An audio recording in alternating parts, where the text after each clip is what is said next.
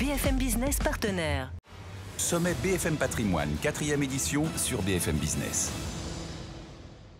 Bonjour à tous et bienvenue, 4e édition de ce sommet BFM Patrimoine. C'est le 21 juin prochain, ça va se passer au Carrousel du Louvre et d'ici là, on accueille les acteurs de la gestion de patrimoine. Et aujourd'hui, c'est Stéphane Lévy qui est avec nous. Bonjour et bienvenue Stéphane. Bonjour Étienne. Vous êtes stratégiste chez Shine Capital qui est installé à Luxembourg. Est-ce qu'on peut revenir en 2 mots sur qui est Shine Capital ?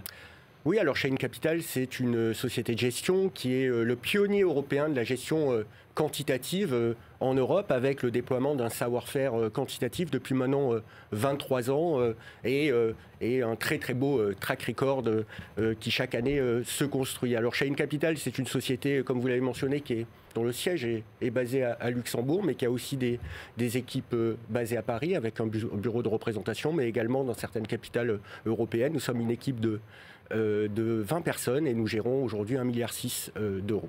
Alors vous êtes sur une gestion momentum. Est-ce qu'on peut juste revenir sur cette gestion? Car aujourd'hui, il n'y a pas beaucoup d'acteurs comme vous qui sont sur des gestions momentum. C'est très juste. On est aujourd'hui, en fait, on représente un savoir-faire qui est encore très minoritaire au regard de ce qui est dominant chez nos confrères gérants actions, qui sont plutôt sur des approches fondamentales, discrétionnaires.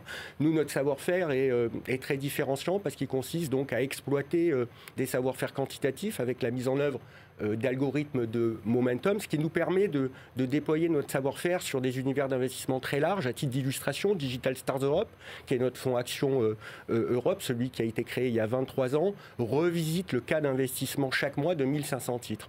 Alors faire du momentum, c'est s'intéresser aux dynamiques, c'est-à-dire que nous prenons des décisions sur la base de l'observation des dynamiques du marché, 2 types de dynamiques. Les dynamiques, je dirais, purement comportementales, très académiques, très classiques. Donc on va observer tout simplement quelle est la dynamique du cours boursier de chacun des titres et on va se positionner sur toutes les dynamiques naissantes dans le but de les accompagner jusqu'à leur terme.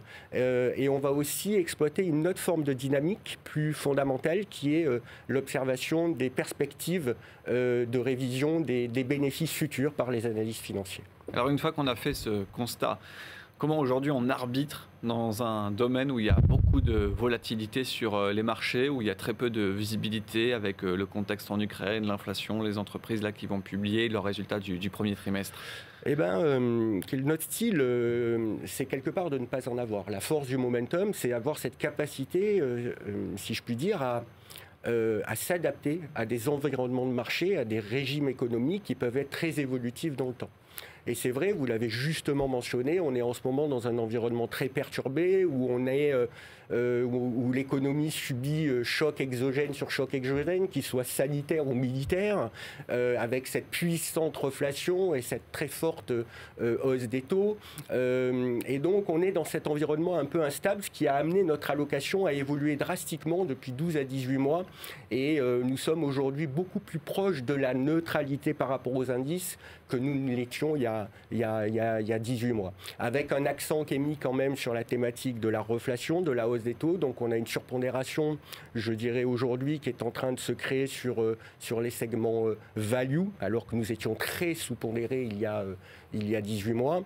Et en contrepartie de ça, on est aujourd'hui sous-pondéré de manière assez modeste, je dois le mentionner, sur les valeurs défensives, ces valeurs à cash flow visible et récurrent que l'on appelle parfois des quasi-obligations. Donc on retrouve beaucoup dans le secteur de la santé, de l'agroalimentaire, des biens de conso. Donc ces titres défensifs, aujourd'hui, on les réduit. Pourquoi ? Parce que la hausse des taux a un impact immédiat sur la valorisation et l'évaluation de ces titres, tout simplement par l'actualisation des flux futurs. Ils sont très sensibles à ça. Et donc on considère, et les modèles momentum considèrent qu'aujourd'hui ce n'est pas à privilégier. Et nous conservons une surexposition à tout ce qui est croissance séculaire. C'est-à-dire qu'on considère que l'économie aujourd'hui se transforme très fortement et il y a des grands gagnants dans le domaine du digital, de l'économie verte ou de la logistique sur lesquels nous nous positionnons. Même si elles sont à la fois des valeurs de croissance aussi. C'est un juste milieu très compliqué à trouver. Oui, mais la valeur de croissance, justement dans la croissance, on a vraiment une segmentation très forte entre la croissance défensive et visible dont nous diminuons l'exposition et sur laquelle nous sommes sous-pondérés parce qu'une nouvelle fois, elles sont sensibles à la hausse des taux. des valeurs de croissance séculaire qui sont des titres qui vraiment sont capables d'avoir de la vraie croissance. On est aujourd'hui sur des niveaux de croissance qui sont de l'ordre de 25 à 30%. Et ces titres-là, eux, sont relativement immunisés face au contexte macro et à la hausse des taux. Même s'ils sont assez chers, parfois. Même s'ils sont assez chers. Mais quand vous avez des tels niveaux de croissance dans des environnements sans rendement tels que l'économie aujourd'hui, ça a une forte valeur et nous croyons encore fortement à la capacité de ces titres-là. Donc on reste sur les acteurs du luxe, les GAFA, les valeurs de la tech, etc. Alors beaucoup de valeurs de tech, oui, beaucoup de valeurs de distribution Internet, mais des valeurs aussi qui vont profiter de tous les plans d'investissement qui vont être mis en œuvre en Europe en vue de notre indépendance énergétique, sanitaire, militaire. Et on va retrouver beaucoup de valeurs, notamment dans la logistique et les valeurs industrielles aussi. Là, on vient de commencer le deuxième trimestre. En termes d'allocation, comment ça se passe aujourd'hui? On garde un petit peu de cash ou on est très largement investi sur ce marché action? Alors chez Cheyne Capital, nos solutions d'investissement sont exclusivement actions, toujours pleinement investies. Donc nous n'avons pas cette flexibilité, nous n'avons pas le mandat, si je puis dire, pour faire de la flexibilité. Je crois qu'on est dans un environnement très volatile dans lequel il faut rester investi.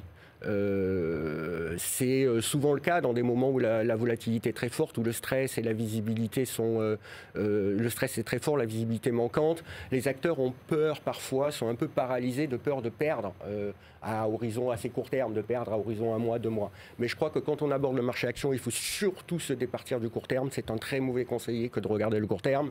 N'oublions pas que c'est une classe d'actifs vis-à-vis de laquelle il y a une durée d'investissement qui est longue. Et aujourd'hui, les fondamentaux de la classe d'actifs actions, et en particulier en Europe, sont particulièrement attractifs. Juste un élément que finalement peu d'acteurs ont décelé, c'est que on se rend compte, et c'est tout le paradoxe de la situation actuelle, que malgré ce choc qui est la crise ukrainienne, la révision des bénéfices pour l'année 2022, pour l'année en cours des actions européennes, n'a eu de cesse d'être révisée à la hausse depuis le début de l'année.